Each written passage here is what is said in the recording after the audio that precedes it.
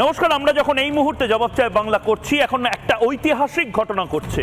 40 kilometre রাস্তা, সেই 40 kilometre রাস্তা মশাল মিছিল। ছোটবেলায় আমরা দেখেছিলাম অলিম্পিকের মশাল, এক হাত থেকে আরেক হাত বদল হয় এবং একজন সেই মশালটিকে আরেকজনের হাতে দিয়ে দেন, এভাবেই চলতে থাকে। এবং আজ অভয়া মেয়েটি, আমার খারাপ লাগছে, অভয়া মেয়েটি বেঁচে থাকলে হয়তো এই ঐতিহাসিক দৃশ্য দেখতে পারতো।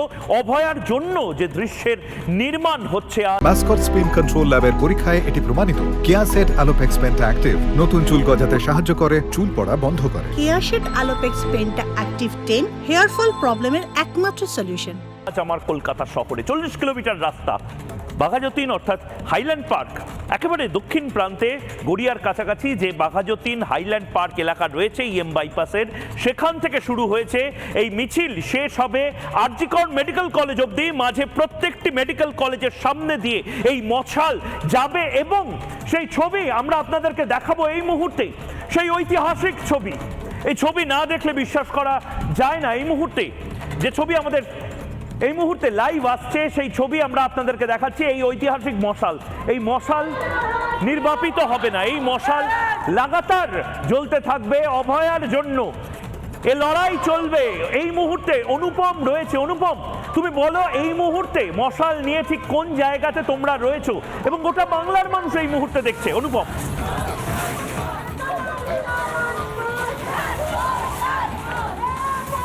একদমই তাই। দেখো, তোমায় দেখাবো যে ছবি, এই ছবি হচ্ছে চিংড়িহাটা কিছুক্ষণের মধ্যেই পৌঁছে যাবে মিছিল। এই মিছিল দক্ষিণ কলকাতা থেকে শুরু হয়েছে, দক্ষিণ কলকাতা হয়ে পূর্ব কলকাতা এবং একেবারে উত্তর কলকাতা ছুঁয়ে ফেলবে এই মিছিল। প্রায় 40 থেকে 45 কিলোমিটার রাস্তা।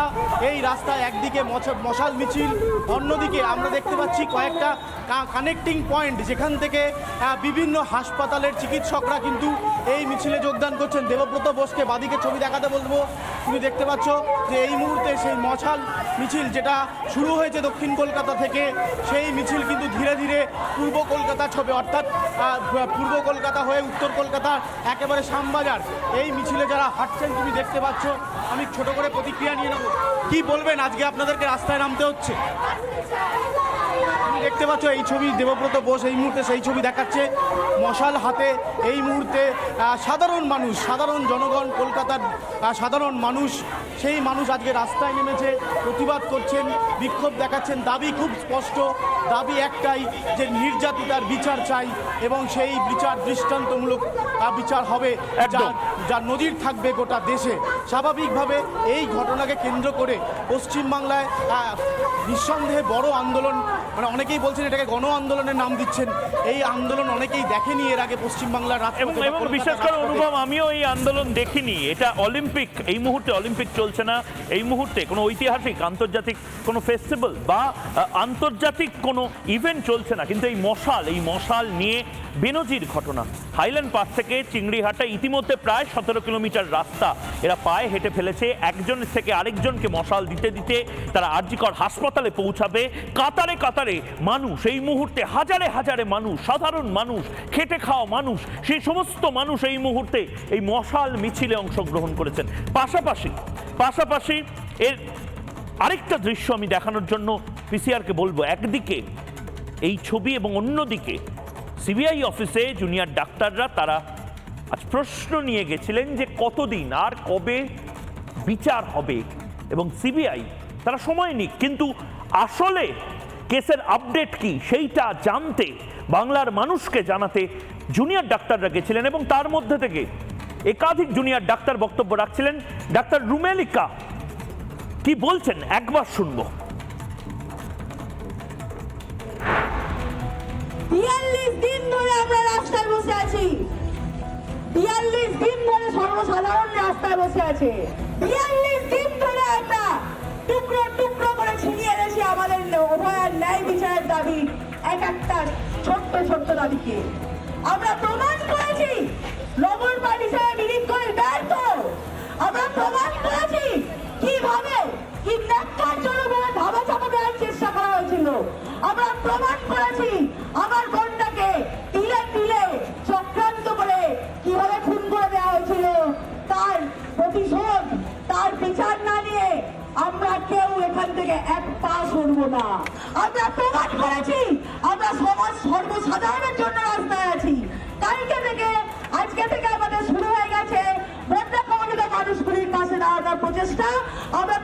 সামগ্রী নিয়ে পৌঁছে গেছি। যারা কুৎসা করছিল যে রাত ছুটি কাটারে কর্মবিরতি করেছে, আমরা তাদেরকে দেখিয়ে দিয়েছি পশ্চিমবঙ্গের বিভিন্ন প্রান্তে আমরা ক্লিনিক করে।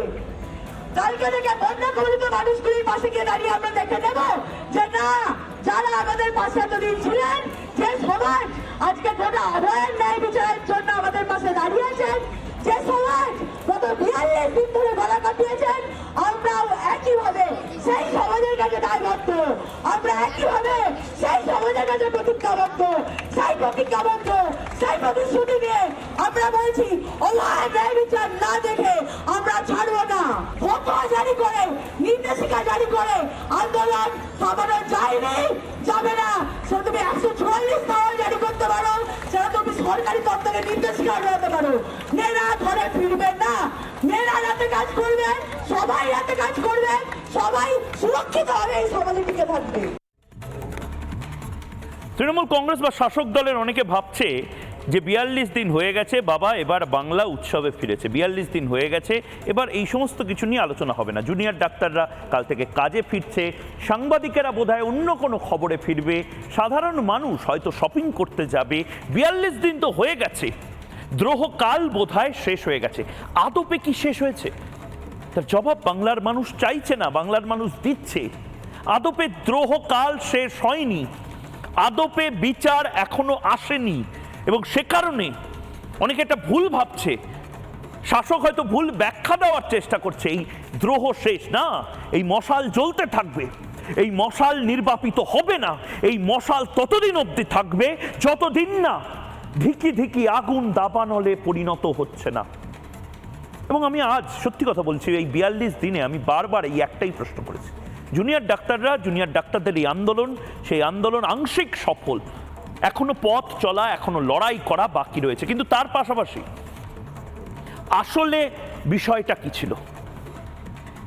হাসপাতাল, অর্থাৎ যেখানে মানুষজন সবচেয়ে নিরাপদ মনে করেন, সেই হাসপাতালের মধ্যে একজন অন ডিউটি, নাইট ডিউটি করতে করতে 36 ঘন্টা ডিউটি করা একজন পিজিটি বা ডাক্তারবাবু, ম্যাডাম, তিনি রেপ হলেন, মার্ডার হলেন হাসপাতালের মধ্যে। পুলিশ ধামাচাপা দেওয়ার চেষ্টা করলো, প্রমাণ লোপাট হলো।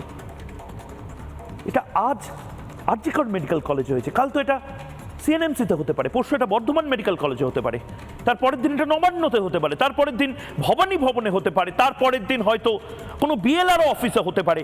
মহিলা কর্মী, সে ডিউটি করতে করতে ধর্ষিতা হচ্ছে, খুন হয়ে যাচ্ছে। মমতা বন্দ্যোপাধ্যায় তার মা বাবাকে কি জবাব দেবেন? মমতা বন্দ্যোপাধ্যায় বাংলার প্রতিটি মা বাবাকে কিছু বেসিক প্রশ্নের উত্তর কি দিতে পারবেন? আজ তার জবাব চাই আমি। এই প্রশ্নের উত্তরগুলো শাসক দলের যারা গলা ফাটাচ্ছে, যারা এখনো ডিফেন্ড করার চেষ্টা করছে, যারা আসলে হয়তো ধর্ষকদের পাশে দাঁড়ানোর চেষ্টা করছে বা এই সন্দীপের পাশে দাঁড়ানোর চেষ্টা করছে, তারা এই প্রশ্নের উত্তরগুলো দিতে পারবে? যে কোনো মা বাবা এই প্রশ্নগুলো যদি আপনাদের চোখে চোখ রেখে করে, এই প্রশ্নের উত্তর তৃণমূল কংগ্রেসের মুখপাত্রদের কাছে আছে।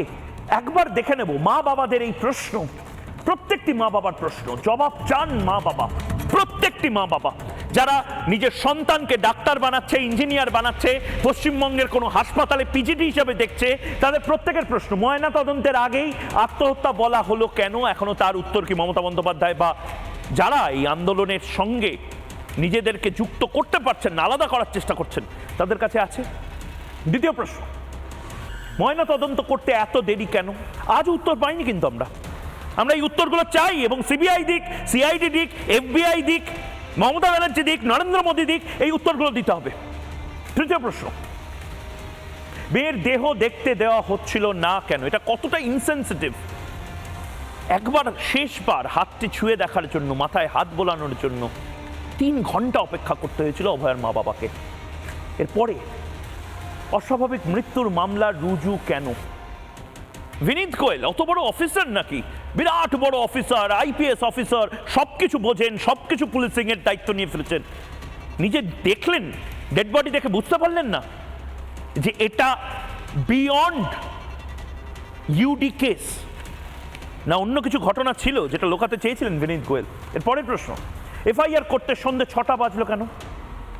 এটা পরবর্তীকালে জানা যায় এটা এফআইআরও নয়, তখন জিডি জেনারেল ডায়েরি লেখা হয়, এফআইআরটি হয়, সুপ্রিম কোর্ট থেকে জানা যায় 11:45-এ। ভাবুন কতটা অপদার্থ হলে এই ঘটনা ঘটতে পারে। এই পরে শ্মশানের খরচ কে দিয়েছিল আজও অভয়ার মা বাবা জানতে পারেনি। অভয়ার বাবা আমাদেরকে বলেছে যে একবার আমরা শেষবার চেয়েছিলাম অভয়ার শেষকৃত্যটা অন্তত নিজেরা করতে, নিজের খরচায় করতে। মমতা বন্দ্যোপাধ্যায় এই প্রশ্নের উত্তরগুলো বাবা মার, বাংলার প্রত্যেকটি বাবা মা যাদের সন্তানকে এই মুহূর্তে ডাক্তার হিসেবে তারা দেখতে চান, তাদের কাছে এই প্রশ্নের উত্তরগুলো আছে। এবং এর পাশাপাশি সিবিআইকেও কিছু কিছু প্রশ্নের উত্তর দিতে হবে, কারণ সিবিআইও অ্যাকাউন্টেবল। সিপি বিনীত গোয়েলকে কেন জিজ্ঞাসাবাদ করা হয়নি? এখনো সিপি বিনীত গোয়েল, যাকে সরিয়ে দেওয়া হয়েছে, তাকে জিজ্ঞাসাবাদ কেন করছেন না? সিপি বিনীত গোয়েল তো নিজে ছিলেন, এই অভিজিৎ মণ্ডল তো সবটা করেননি। একজন ওসি কি পুরোটা করেছেন নাকি? কলকাতা পুলিশের মাথাকে কেন জিজ্ঞাসাবাদ করেননি? এরপরে দ্বিতীয় প্রশ্ন, দেওয়াল ভাঙাভাঙি যার নির্দেশে তাকে কেন জিজ্ঞাসাবাদ করা হয়নি? দেওয়াল ভাঙাভাঙি কার নির্দেশে হয়েছে? সন্দীপ ঘোষ না স্বাস্থ্য সচিব, না ডিএমই, না ডিএইচএস? সন্দীপ ঘোষকে আপনারা জিজ্ঞাসাবাদ করে গ্রেপ্তার করে বসিয়ে রেখে দিয়েছেন। এর মাথার ওপরে কে? সন্দীপ ঘোষও তো একা জিনিসগুলো করেনি, মাথার ওপরে কে? মাথা ধরুন। 3 নম্বর প্রশ্ন, আরজি করে হামলা ভাঙচুরের ঘটনা এড়িয়ে যাচ্ছে কেন সিবিআই? এটাকে কেন কেসের মধ্যে ইনক্লুড করা হবে না? প্রথমে আমরা বারবার বলেছিলাম যে এই খুনের সাথে দুর্নীতি অঙ্গাঙ্গিকভাবে যুক্ত।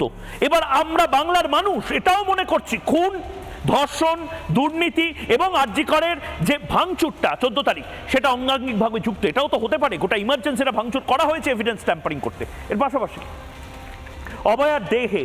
অভয়ার দেহে আঘাত একাধিক ব্যক্তির কাজ, ভাবছে না সিবিআই?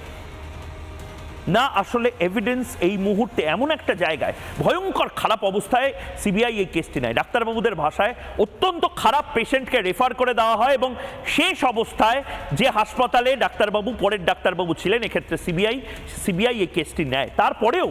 তারপরেও কি কোনো অপশন নেই? এই 4টে প্রশ্ন আমি বাংলার মানুষের সামনে রাখছি।